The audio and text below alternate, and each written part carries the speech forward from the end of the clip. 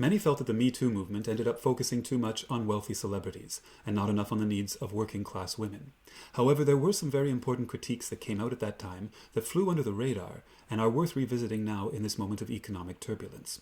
I am in particular thinking of critiques by socialist feminists like Dr. Harriet Fraud of the Democracy at Work Institute. I meant to make this video for International Women's Day, but unfortunately had some health issues which held me up. I hope you will consider this a retroactive contribution. Socialist feminists were not the only ones to observe that Harvey Weinstein and Roger Ailes and countless others like them abused the power that they had to commit their crimes.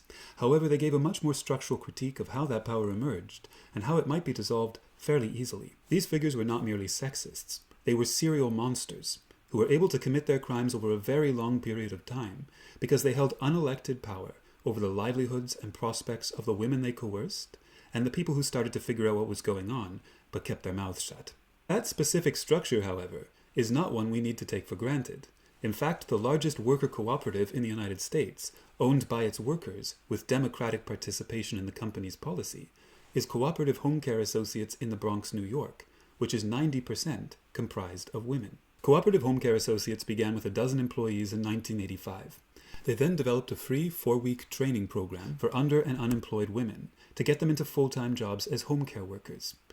These women were then given an option to use a portion of their paycheck to help purchase a share in the company and become a democratic worker owner.